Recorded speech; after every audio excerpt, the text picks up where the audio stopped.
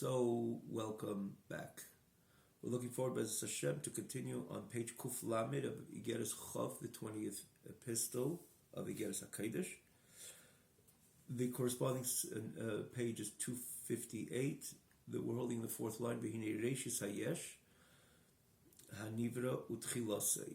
So we have to give this introduction yet again, and we're going to do it throughout the entire Perik Chof, Igeres Chof, to underscore, especially for the newcomers. One who wants to learn Tanya, and all of a sudden he's listening to Perik Chof, and there's always that message that Tanya is, one has to make an effort to understand any idea in Tanya, any phrase in Tanya, any idea which is presented by the Alter Rebbe. It's deep, but it is truly understandable.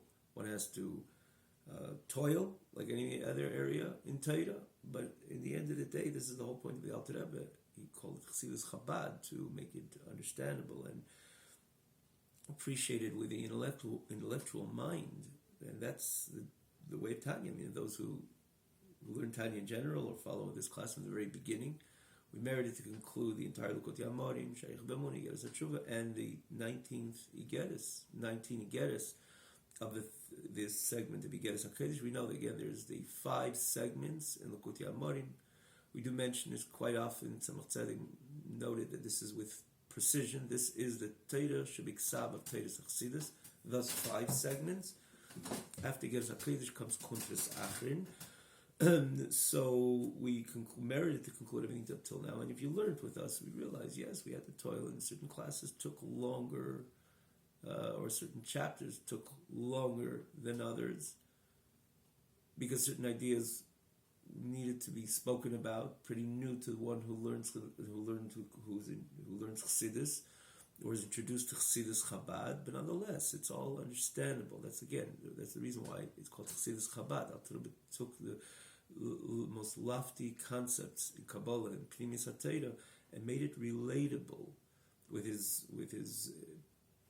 a brilliant mind and inimitable powers of explanation. This is revolutionary, to take Pnimis HaTorah and to make it attainable and understandable to the human intellect. It's something which is on its own extraordinary, of course. But again, we needed to toil, but with Eibishter's help, of course, we were able to present and explain everything up till now. And again, this is a Tanya. It all, in the end of the day, makes sense and resonates. And the more you learn it, the more you realize this above. However, when it comes to Igeres HaKadosh 20, later in Kuntras Achron, there's another similar Kuntras, which is also very distinct, very unique. The fact that it doesn't flow smoothly, to say the least. And we said it, and we forewarned at the beginning of Chof. And even before that, Yotes was just the first. In comparison to Chof, it's definitely a light Pedic, but it also is distinct in comparison to all the previous Igeres, and of course all the previous segments. But nonetheless, it was easier to come through it, to learn it, together here. But Chof is different. Chof is distinct, and we said it in the very beginning, and we're saying it today again. And we're going to say it throughout the entire Chof, because till the very end, it's deep, it's complex even.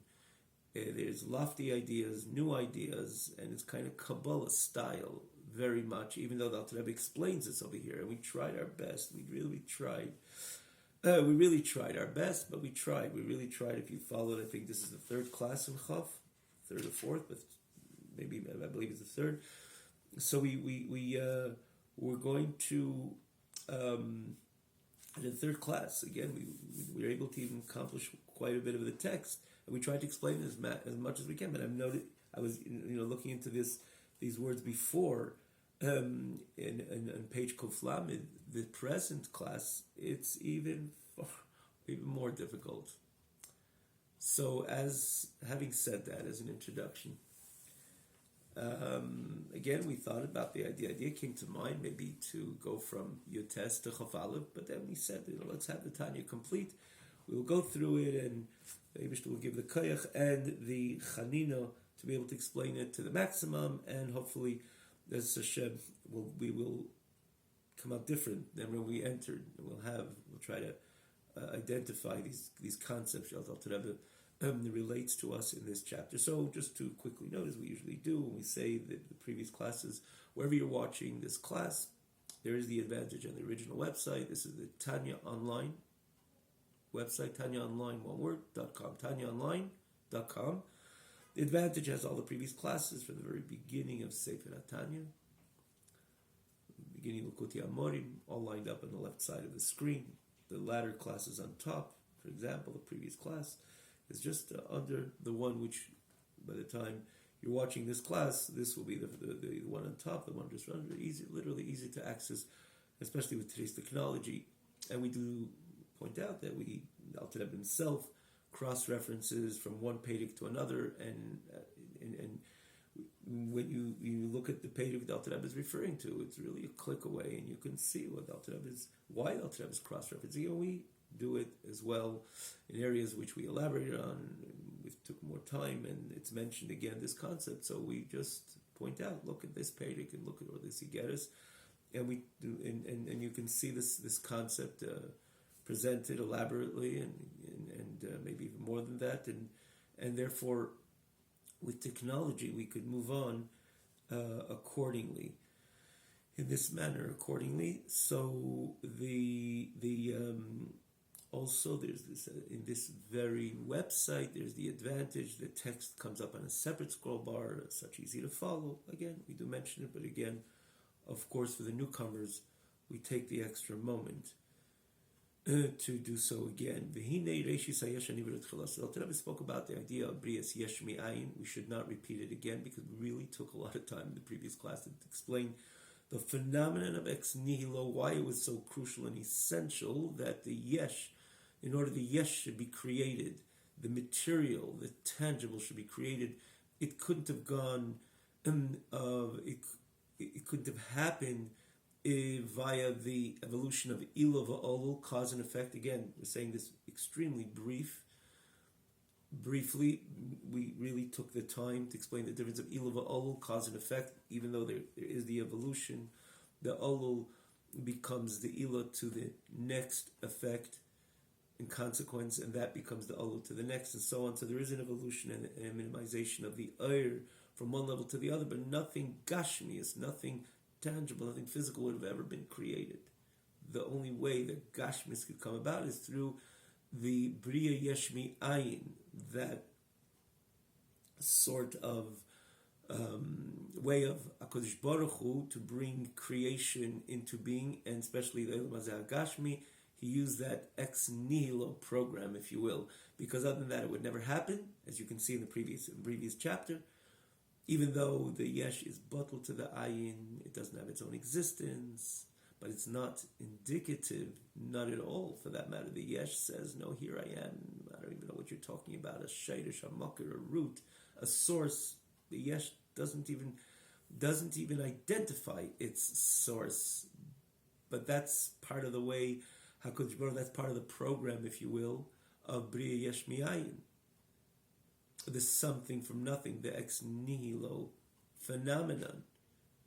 Well, let's call it program as an example, which HaKadosh Baruch Hu created the Yesh from the Ayin in that manner. But it doesn't take away the fact that the Yesh is always bottled to the Ayin, because there's nothing existing in the Yesh that is not a clear manifestation of the Ayin, exterior extension of the Ayin. If Hashem would pull back the energy from that stone, look at a stone on the mountain, you don't think that it's really being vivified and vitalized every moment via HaKadosh Baruch Hu. It's just there. It was created 6,000 in the year, the 6 days of creation. Any Maimon would understand. But nonetheless, the expression kanimtza kanhoya, this is where it is. Hashem created, and it's there. To say that Hashem is pumping the created force and energy every second, and if Hashem will pull back and it would cease to exist, we don't relate to that, because the stone is presenting itself in a very opposite spirit, within very opposite spirit. Here I am.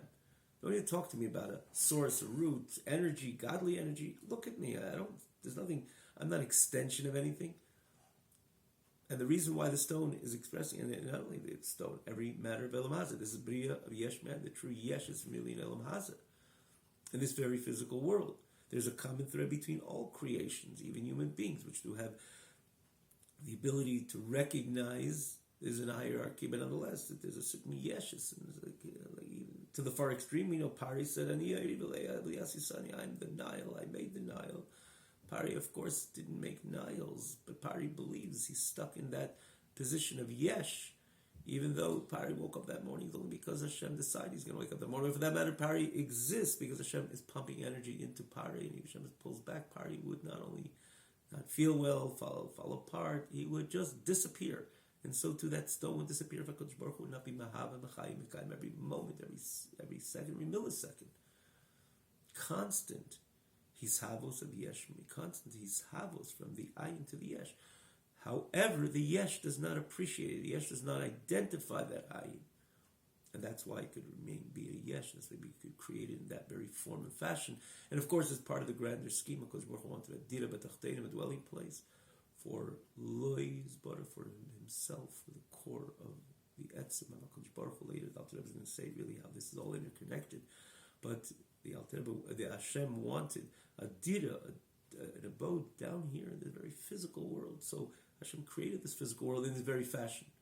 And the physical world does not identify by default that it has a source and it has a root and it has an energy and it has a godly energy, which is Mahava Mechai Mekai, which is giving it existence. It was created in the way that, no, here I am.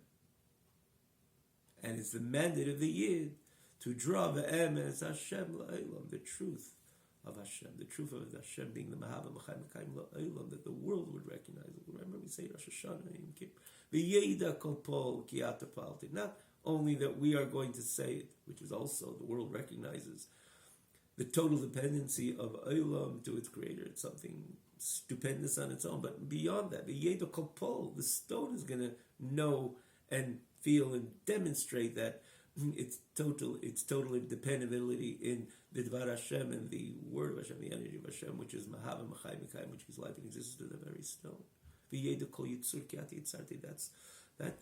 That's when all this invested in Al-Mazah by Am Yisrael through thousands of years through their learning Torah and performance of mitzvahs, which is the idea of the mitzvah.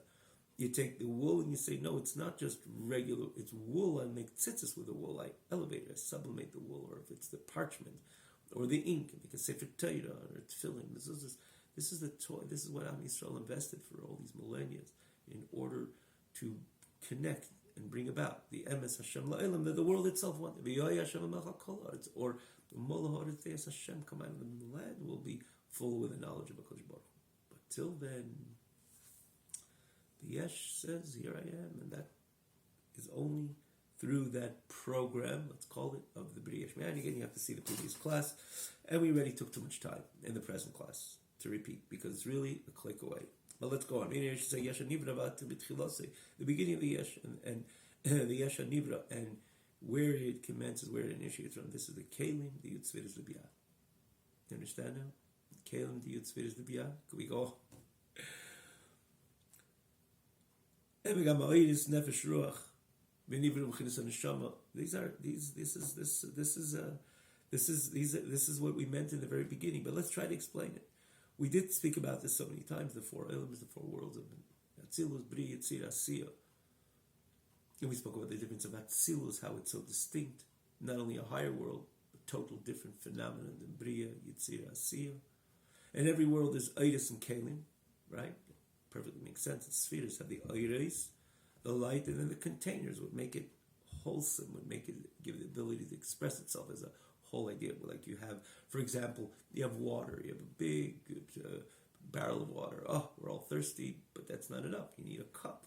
Water go to a cup, then you can drink from it regularly and normally, and therefore then you become sad. Then there's the satisfaction of that cold drink in perhaps a hot summer day. You need the kalim to make it complete. The kalim is able, through the keli, able to express, in this case, pour it into yourself, or pour it into another party's cup, as an example. So to the spheres, there's the Eidos, the shine, the light of HaKadosh Baruch Hu, the kalim, the containers which contain the Eir, which eventually they put together the Eira Chesed, the Kliya Chesed, the Eira Gvura, the Kliya Gvura. It's explained so many different times, so many different places of Chassidus, and it makes so much sense when we spoke about the spheres. Oh, throughout the entire Tanya we mentioned this idea There's Eidos and Kalim in every single Eilim, and these are the 10 spheres. So there is and it says, for example, in Atzilus, Hashem is light are one, Hashem is Kalim are one, because we did mention so many times, and we just this which we just pointed out, that Atzilus is a total different type of world. The oneness of HaKadosh Baruch Hu is really default in Atzilus. The Eidos of Atzilus are one. Atzilus is an Eilam which houses the Ein Sof. Everything about Atzilus has an Ein Sof expression. Even the Kalim, even Garmai, Hashem and his Kalim are one, even though the fact that it doesn't say Iva Chayiv Garmai Chad says, and it says it in two separate clauses that tells you that the Achdus Hashem and the Kalim cannot be compared to the Achdus Hashem and the Eidos. We can perfectly appreciate these are the Eidos of the infinite light of HaKadosh Baruch Hu. Eventually they invest in the Kalim, established a world of Atzilus. And a world, of course, is not the Ein Sof. Every Eilam, the Gemara says, Melashon Helavest, and it includes Atzilus as well. But nonetheless, Atzilus is an Eilam which houses the Ein Sof. And in every area, there is the Nefesh, just like in our Neshama, there's Nefesh, Ruach, Neshama, Chai, Yechida. As it says in Zayir, there's 5 names that Neshama was given. Nefesh, Ruach, and Neshama, Chai, Yechida, which is deeper and more sensitive and more subtle and sensitive expressions of the Neshama. So too in the Eidos, there's also Nefesh, Ruach, and Neshama. So the Alter Rebbe says the beginning of the Yesh HaNivra are associated with the Kalim of the Yud Sfiros, not of Atzilus, but of Biyah. Because again, this is the point where it starts becoming real Yesh. Yesh doesn't exist really in Atzilus. Yesh begins in Bria. Brias Yesh Mi'ayin becomes more obvious in Yitzira. And then Asiya Ruchnis, and how much more so Asiya Gashmis, that's where you see the Yesh. So the Rebbe says, the beginning of the Yesh, Baruch Atah Adonai Eloheinu melech ha'olam, sha'akol nibidvari.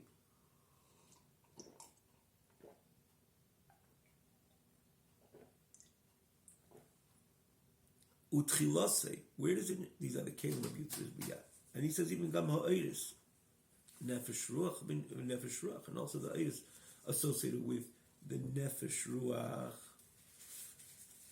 which are the 2 lower levels of the Eir, just like in the Neshama. Chamisha Shemus Nikru Lo, the lower level of the Neshama is the Nefesh Ruach, and here he's trying to say the lower level of the Eidos. We can understand that because it's about the Kalim, but he says even in the Eidos, it's not the more subtle and spiritual dimension of these Eidos. It's more the inferior, the Nefesh Ruach.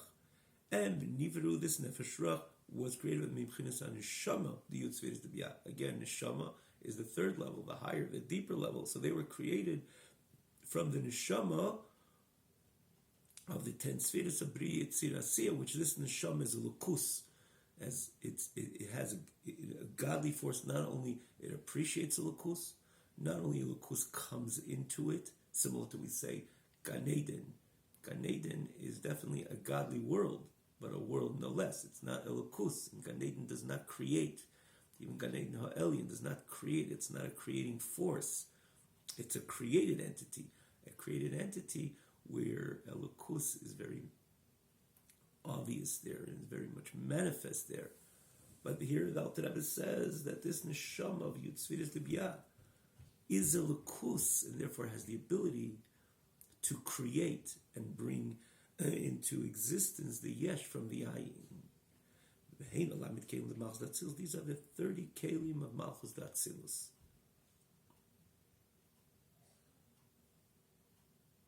Did we know that Malchus Datzilus has 30 kelim? So it says that there's the Reish, Teich, and Seif. Not going to go into it now. Malchus generally is very much underscored in the phenomenon of Kelim, because Malchus is this which brings any idea to expression, to its execution. As an example, Chesed, kindness. A person can have a vibrant heart of kindness. You need the Malchus, which is known to be corresponding to the Peh, ultimately Machshava Dibur Maisa. You call the person in. You talk to the person. I sympathize with you. I empathize with you. You're hungry. Please come in, eat your meal. You may lodge here. Take whatever you want. This is the way of executing the midah, for example, of chesed. So kelim, when you talk about container, which ultimately brings about the expression and the ability for the ayr to be manifest, to be expressed, it's more malchus, and therefore kelim, there's the 10 kelim, because malchus is also a combination of all the 10 spheres, and then there's the malchus of every sphere, and in kelim themselves there's reish, teich, and seif, like it's explained in a number of places. So thus you have the lamed kelim and malchus, the atzilus again, but because it has the keich of atzilus, therefore that's the source where this program of Brias Mishmiyayin begins. That's the force which creates the yesh. V'chein b'atzilus, even in atzilus mechitzenis hakelim v'yutzviris atzilus she'en elokus.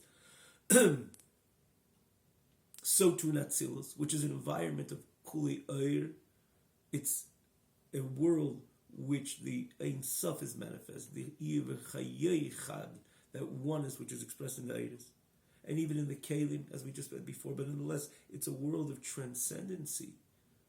So that would be closer to the idea of Ilo va'olu, where the Olu recognizes its Ilo. And with that, the idea of Brias Yesh Man would never be able to come about, as we explained in last week's class. But nonetheless, it's not the Atzil, the Pnimis HaKelim Natzilus, in Atzilus Chitzenis HaKelim Natzilus, these Yutzviris Natzilus.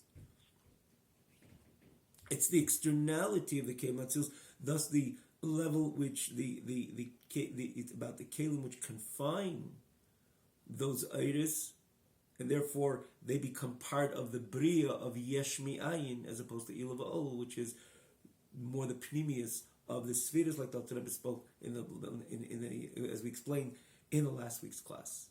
You got to see it. That because the pnimius of the spheres, there's a direct connection between one sphere and its previous, and that becomes the progenitor of the next sphere. But there's an interconnection between all of them. The Ilo recognizes its Olu, but that's on the level of pnimius of the spheres. And here we're talking about the program. Let's call it a Brias Yesh Mi'ayin, the distant of the Yesh of the Ayin, at least on the surface. So he says the Atzilus, within Atzilus, Chitzenis, Hakelim Atzilus, the Yitzviz Atzilus, which are Lukus, Nivru Eichal is Atzilus. The chambers of Atzilus were created. You see the Lashon Nivru, even though you're talking about Atzilus, but because in Atzilus is more about the emanation as opposed to creation. Creation begins in Bria. But nonetheless, you have the Nivru, because here you're talking about not the inner spirit of Atzilus, which is the spheres of Atzilus, where there you have the oneness of God is manifest totally in these spheres. The Eiris are one with Hashem, the Kelim are one with Hashem. No, these are talking about the chambers of Atzilus. The chambers of Atzilus are a step away from the spheres, the Eiris and Kelim of Atzilus, which are part of the oneness of HaKadosh Baruch Hu. And therefore you have the expression of Nivru. The phenomenon of Bria begins really within Atzilus, with the Hichalis chambers. Chambers are not the spheres. Shemi Slabish Bahed. Chinis Haigulim the Yutzviris, which these, the energy of the Chitzenius, the external dimension of the Kelim of Yutzviris Atzilus, create these chambers of Atzilus, which they invest in these chambers, the level of Igulim Yutzviris. Now again, this is another idea of, we could do a class line, we would have to live at least 1,000 years, but we're planning to, because Mashiach is coming. But Igulim, as an example, we're not going to take all this time. We're going to try to do this as the most brief manner possible, but yet to be understood, at least on some level. We have, for example, there is called there's the Kav Yoshor, and then there is the Igul. And the difference between the two, one is a pnimizdike connection, because that's the point of a kavan enters into a pnimis. Igul is like a circle, but it doesn't mean a physical circle, of course. It means that the ideas stand in a removed. The connection is a removed type of connection. It's all encompassing, not in a pneumius. And therefore there's a certain, the connection seems peripheral, even though it's fully there, but nonetheless it doesn't manifest in a pneumistic way, similar to the idea of ashpa through a kav, the ashpa of yashar as opposed to eagle, as we could perfectly understand it. Sometimes the eagle has more kayach than the kav. Why? And we gave an example quite a few times. We spoke about Saiviv Kolamin. What is more powerful? Even to creation, the Saiviv Kolamin energy or the Mamala Kolamin energy? One would ostensibly say, the Mamala Kolamin, it fills it. We have a direct connection to it. This is where we see, we identify life through that energy which comes in. It creates the apple as the apple, the orange as the orange, and it gives everything its life the way it's based on its particular makeup.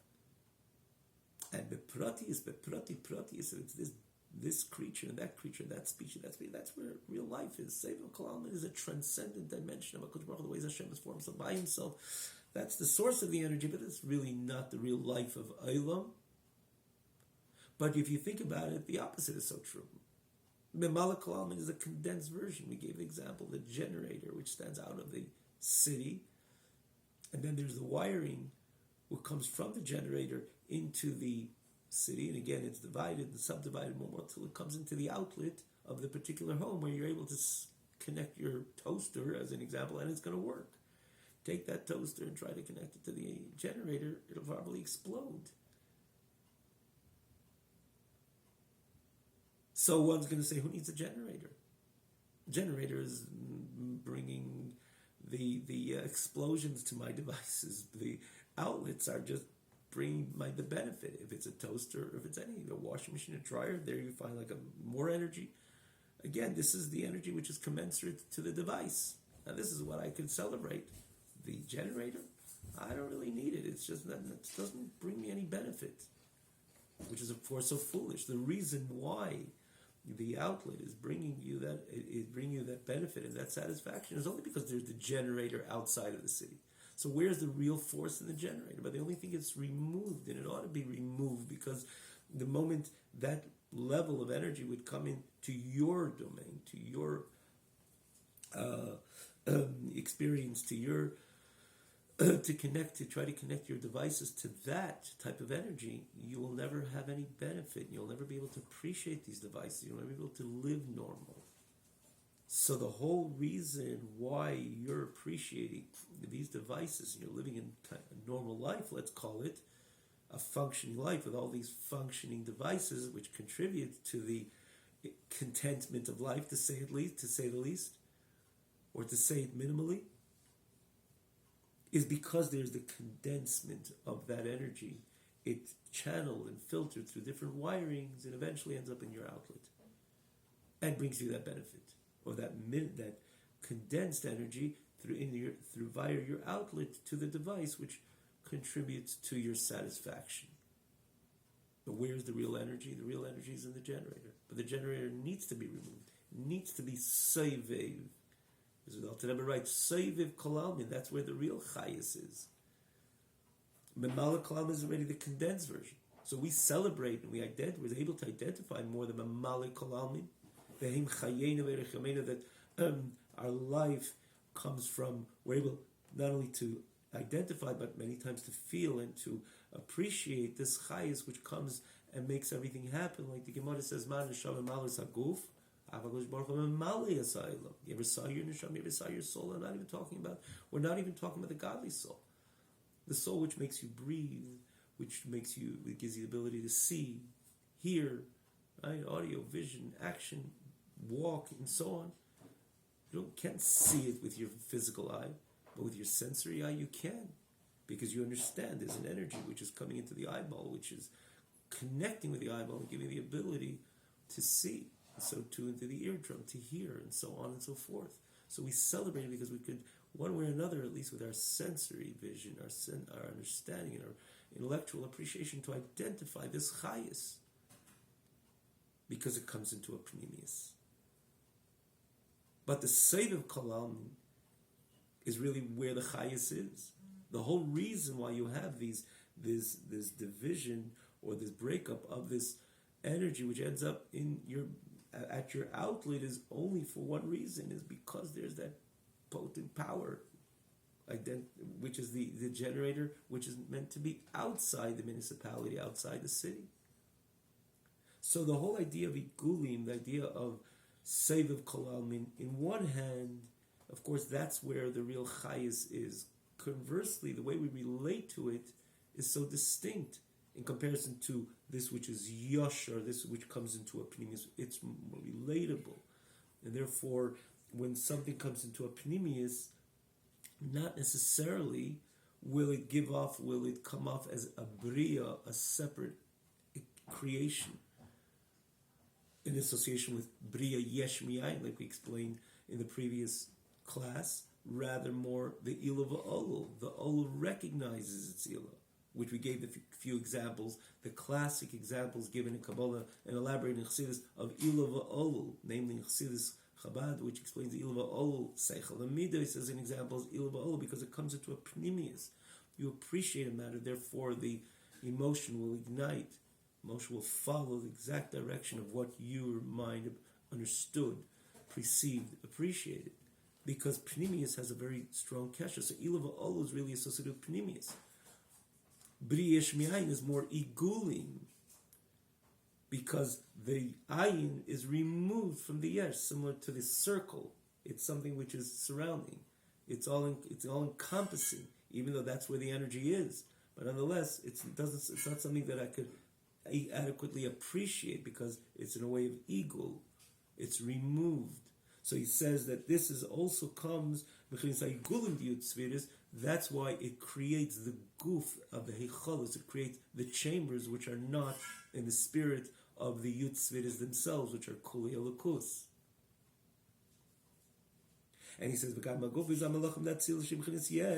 even the bodies of the Malachim of Atzilus, which is Yesh, like it says Malachim Yosim Tol. And this is one of the great novelties of the Alter Rebbe, which just comes up once in Sefer Tanya. And it's toiled on by many, many commentaries on Tanya. We always knew that in Atzilus there are no Malachim. Malachim is a phenomenon which begins in Elam Abriya. And then, of course, in Elam Yitzira, the level of Malachim, the Alter Rebbe himself speaks about in the beginning of Perek Lamed Tes L'Kuti Amorim. Take a look. Lamed Tes L'Kuti Amorim. It's a click away. And for all, it makes perfect sense.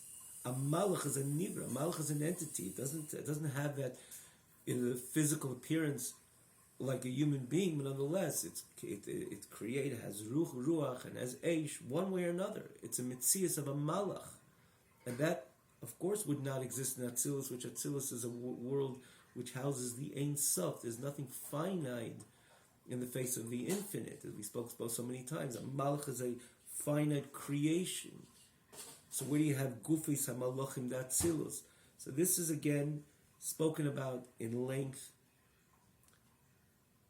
But the simple reconciliation over here is because here the Alter Rebbe is dafka not talking about the hashpah of the pnimius of Atzilus, but rather you see time and again the chitzainis hakelim of Yitziris Atzilus. He speaks about igulim. He speaks about this which is nivro heichalis. So just like there's chambers, there's also some type of malachim, Gufis HaMalachim as well, which is that immediate reconciliation. And here the pasuk is malachov, associated with the domain of HaKadosh Baruch Hu, which is Atzilus, is the reason that the Rebbe brings, which this is why this pasuk is a proof for the Gufis HaMalachim of Atzilus. But you see the thread over here. In the beginning he says, we're going to find that the two dimensions over here. One hand, we're associating the Bria with this which is separated from the ambiance of the infinity of HaKadosh Baruch Hu. Because there, it's all about Ilah v'olul, like we explained last week. And in Bria Shmiyayin, it's to the contrary. There's a minimization of that energy which is about that constant manifestation and revelation of HaKadosh Baruch Hu's presence, because if not, the Yesh could never come into being. As the Alter Rebbe explains, even the infinite amounts of levels of evolving from Ilah Va'olah would never create the Gashmis would never create the physical, they would never create the tangible, because it's all about the manifestation of the Elukus, and to have a Bria Yesh Me'ayin coming from that, it's impossible. So the whole idea of Bria is the Hisabos of Yesh Me'ayin, that the Yesh is completely removed from the Ayin. So therefore the Alter Rebbe introduces over here, in one of the two dimensions, on one hand, it's the level of, as he begins over here, Kelim Yutzvir is the Bia, which is Bria Yitzira Asiya. Conversely, it's not the creation, it's the creating force. So he says it's the Yutzviris of Bia, which is the Pnimis of Bia. And then he says the Oires, because you still have to, you're talking about not the created dimension of this Bria Yesh Mi'ayin, the Yesh, but it's rather the creating force. Conversely, it can't be the Pnimis of Atzilus, because there they have the full manifestation of HaKadosh Baruch Hu, so there it's not, the Yesh cannot come into being. So you have something in between. It's Bia, but it's the Kalim, it's the Pnimis of Bia. And he says the Oiris, Nefesh, Ruach, which are creative, Nivru B'chinas HaNeshama of Yutzvir is the Bia, which is a Lukus, and this is the Lamed Kalim Malchus Atzilus, which is the Pnimis of Atzilus. And he says even Atzilus, not from the Pnimis of Atzilus, because Pnimis of Atzilus would never be a source to the creation of Yesh Mi'ayin. So he says, Chitzayni is HaKelim Yutzvir Atzilus. And then he introduces the idea of Igulim, the way it's removed. What do you have? Heichalois, chambers, and you have Gufis HaMalachim. And because it's Gufis HaMalachim, and because it only comes from Igulim, or the Chitzayni, so therefore you don't have that Ilah Va'olul expression, where the Olul is completely batul, completely submissive to the Ilah, based on its deep recognition of its Ilah. No. In this case, these Malachim, with this shame, these Eichalas, don't stand with a complete self-nullification or inner Pnimisdik submissiveness to its higher, to its source, like an Olul in the face of the Ilah, as we explained last week. So this is where this whole idea of Briyesh Mi'ayin starts formulating. And of course, you can't compare the Guf of the Malach of Atzilus to the Guf of a Malach and Bria. You can't compare the Guf of a Malach and Bria to the Guf of a Malach of Yitzira. Or in comparison to to even Asiyah Ruchnis, how much more Asiyah Gashmis? To something physical in this world? Of course not. But he presents in these past few lines that its taka starts on a subtle level and eventually it manifests in a way that there's an actual yesh which does not identify its ayin at all, but it starts in a higher level, in a more subtle level. These malachim recognize one way or another. They are malachim, they're angels. They are celestial angels which recognize the godly reality, but they don't stand with that complete submissiveness of bittul b'mitzias as an expression when something is overwhelmed with its source. Why so? Because it's just created from the igulim or the chitzainis of the kingdom. So to the hichalis, the chambers. The chambers, of course, recognize the chambers. The ambiance in the chambers is all about a lakus, but it's not in a way that it completely stands in total self-nullification, like the Ilah stands in the face of the Olul. So do they recognize the reality of Hashem? Of course they do, especially a Malach in Atzilus, even a Malach in Bria and Yitzira. They are Abdei Hashem, like we say in Davening,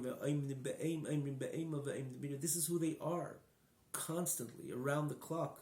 There's no clocks, there's not exactly the time, the way we appreciate time down here, but nonetheless, throughout the entire existence, they stand in fear and awe and love with HaKadosh Baruch Hu, in a constant self-submission to HaKadosh Baruch Hu, but nonetheless, they still exist as a malach. They don't completely disappear, if you will, and lose themselves completely into the godly reality to become a nothing is no thing based on the overwhelming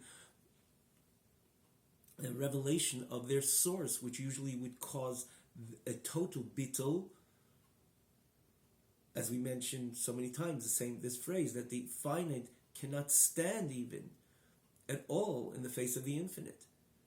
In this case, it's a malach, which recognizes, and its whole life it's about elukus, but unless it exists as a malach, as a entity on its own.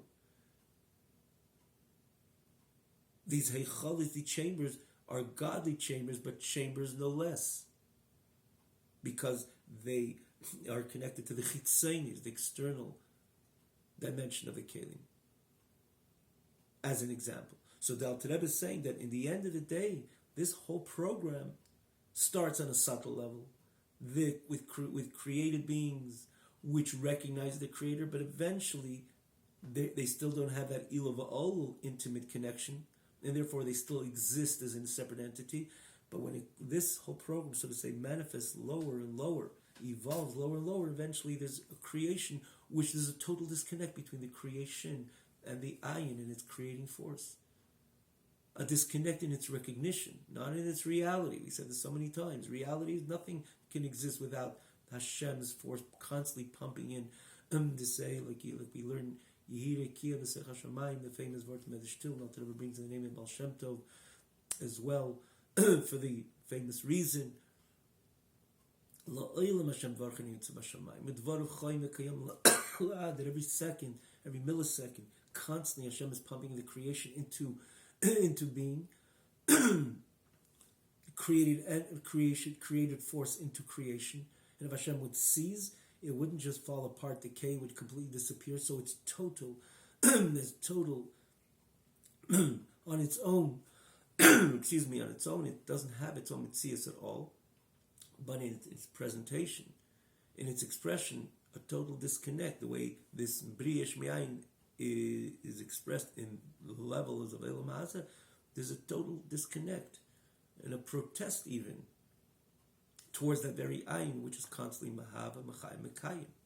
Your whole yesh, which says, here I am, it does not even want to recognize, certainly not doesn't protest and demonstrate its own source. So Alter says this program begins on high, in a way that in a subtle manner, created beings which recognize a creator, not in the way of ilah va'olu, which have a complete, total submissiveness to the ilah.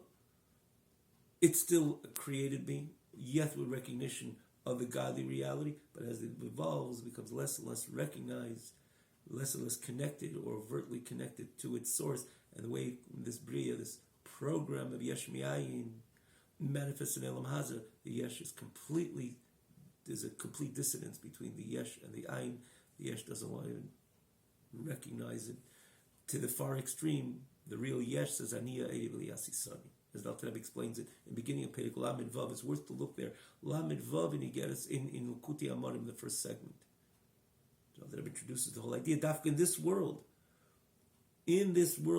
where there's a devoid of the Ayin from the Yesh, the Eibishter said to Neshama, and said, I want you to introduce the Emes Hashem La'elam. That becomes the ultimate purpose of all creations, even higher. Even the purpose is so edged into the life of the Yid down here in Elam Haza, through his learning Torah and doing mitzvahs more than any other Elam, including Gan Yatach and Gan Ha'elyon. This is where the purpose is. He writes in Atzilus a Yerida for HaKadosh Baruch Hu. You could look there. We explained it there. It's a click away if you want to see it on this site. Where's the Ikir, the Tachlis HaKavanah in the Sav HaKadosh Baruch Hu is Leidira B'Tachteinim, in an area which the Yesh does not want to identify its ayin, and to the contrary. It looks to cancel out its ayin. Don't talk to me about any source. I am. And that's where the Eibishter wants us to bring the Emes Hashem La'elam.